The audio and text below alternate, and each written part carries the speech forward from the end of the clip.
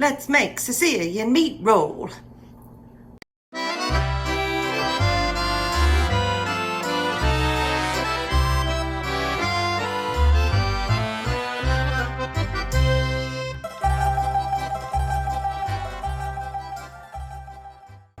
Here's how we begin. 2 eggs,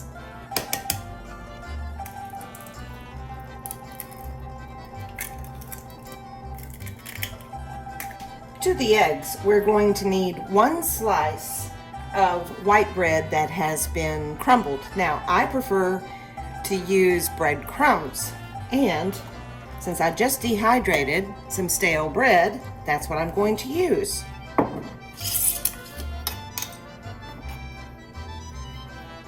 And notice that it is definitely sealed, but I'm going to show you something when I finish here, how we can reseal it using the same lid. See, when I popped it, watch.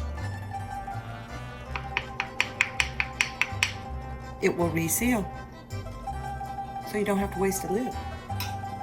Now, 1 slice of bread equals 1/4 cup of bread crumbs, very dry bread crumbs, and these are very dry because they've been dehydrated. To that, I am going to add a tablespoon of my tomato powder that I dehydrated from tomato skins.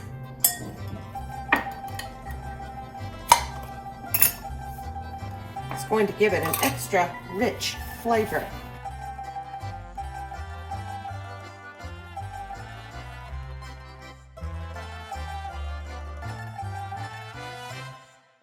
Now we add 1/2 cup of tomato sauce, and this is what I had left over that wasn't canned the other day.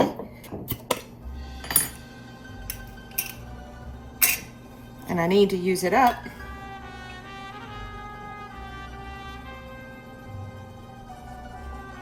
So there we go. Not much left. And I can always freeze this if I don't have something to put it in right away. Now we need some seasonings. About a generous quarter of a teaspoon of salt, and I like to use the pink Himalayan.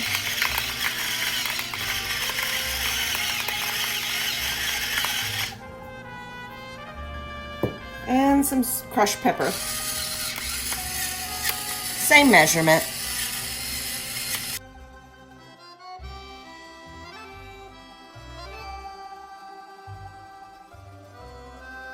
Some dried herbs.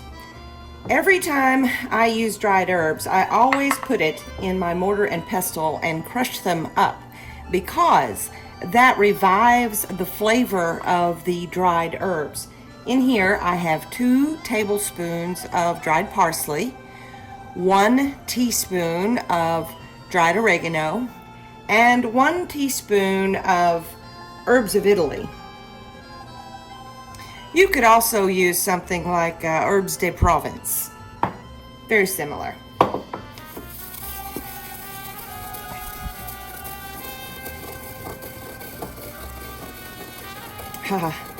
And they're already aromatic. They smelled like nothing before I started crushing. 1 clove of garlic minced. And we want to mix this up. And now we want to add 2 pounds of ground beef. Now, I want to say that normally I only make 1/2 a recipe of this, so everything would be cut in half. But because I now have a son and daughter-in-law, we do, that live here in town, I think I'll be sharing some of this meal with them. Now, when you're using hamburger meat, honestly, any way that you are using hamburger meat, the less that you mess with it, the less that you mix it, the more tender it will be. The more you mix it, the tougher it gets. So, my hands are very clean. I tried to crumble it first a little bit And then I do more of just a fold in the mixing process. And I'm mixing it very gingerly.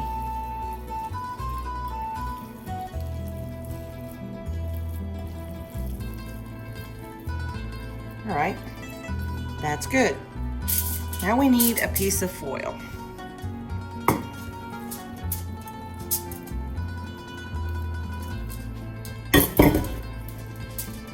And again, very gingerly, we're just going to mash this out to where it is about an 8 by 10 rectangle.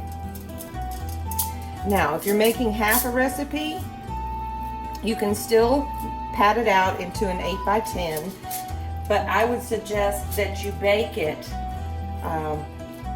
only about 45 minutes. With this 2 pounds, I'm going to be baking it a total of around an hour and 10 or so. Now it's time to add in that ooh la la of our roasted tomatoes. Now you can actually do this a couple of different ways. You can heat them up and just have them be sprinkled on the top of your slices. I'm actually making some pasta with a goat cheese sauce, and I will be sprinkling the pasta with the cherry tomatoes.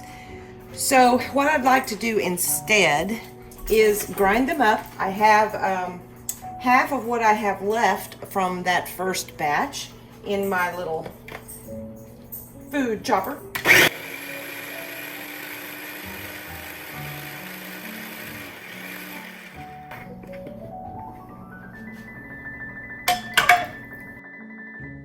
You may be saying, well, why didn't you just add that at the beginning when you were mixing the meat? Well, I could have, but I really want to make sure that this is completely covered everywhere, all along the length of what's going to be this roll. So I'd rather do it this way so that I can spread it out and visually see that it's even.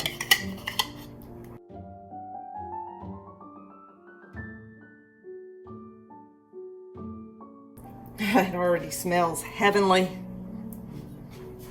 Next up, prosciutto.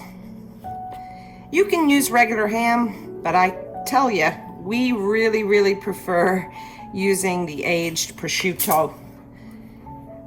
It makes it taste so much more authentic. Isn't that beautiful? Paper thin.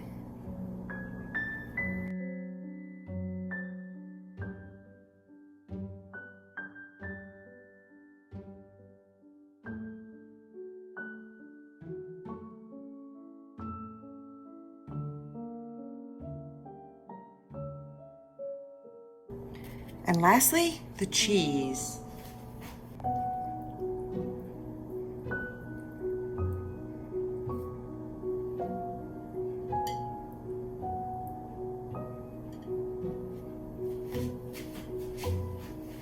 Using the foil on the end, we're going to start to roll a tight roll.